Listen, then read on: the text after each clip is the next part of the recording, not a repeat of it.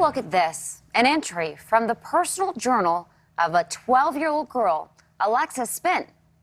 She wrote this just 4 months after getting her first smartphone.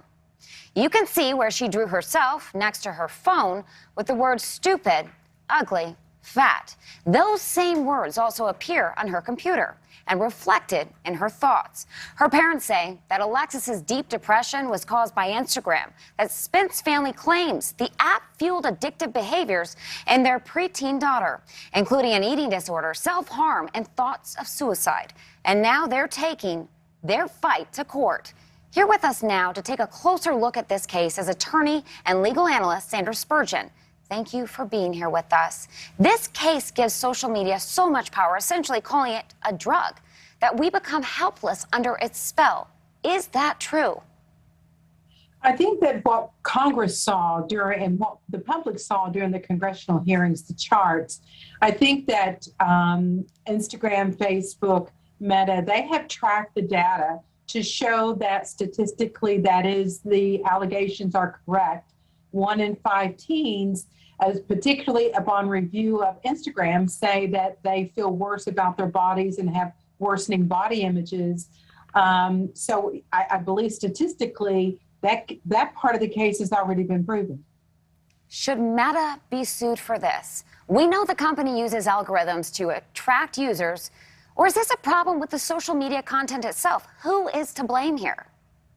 Well, what I can tell you is that there is the Communication Decency Act, and it was enacted in 1996 when no one was really looking, right? And before social media blossomed into the $100 billion industry that it is worldwide today. And it essentially has determined or holds that social media platforms can't be held responsible for content.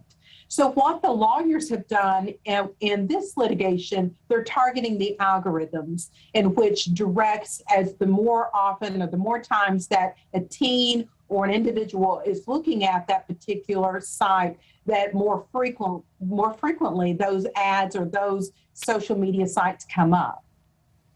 Yeah, but I think a big question so many viewers are probably asking right now, where is the parent in this? Where are the kids? Where's the parents' responsibility in this? Well, you know, when I first started looking at this, I thought the same exact thing. I'm the mother of 2. But what the attorney for the Spence family has artfully done they've laid out a pattern that no matter what the parental controls were, is that they banned the child from taking her phone into the bedroom. They limited it at home, but they went one step further in showing the impact and the influence, because when this young girl was going to school, she then began accessing Instagram at school while her parents couldn't be there, couldn't control what she was viewing or what she was seeing. So I think that the impression is that it's beyond the parental control. Where there's a will, there's a way, and you've got $100 billion industry that has statistical knowledge that there's harm being caused to these teens that's doing nothing about it. Well, how much do you think that Meta should be throwing out for someone dealing with this type of behavior? Well, we aren't going to get there for a number of years, if the plaintiffs get there at all.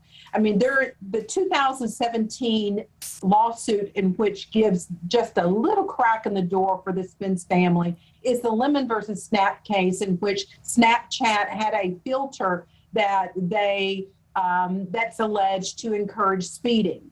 So now we're in 2022, 5 years later, they are still battling at a very basic level as to whether immunity applies. So we are several years out before a final determination would be made.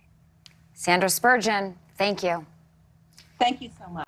Thank you for watching. Go to newsnationnow.com to find NewsNation on your television provider. And don't forget to click the red subscribe button below to get more of NewsNation's fact-driven, unbiased coverage.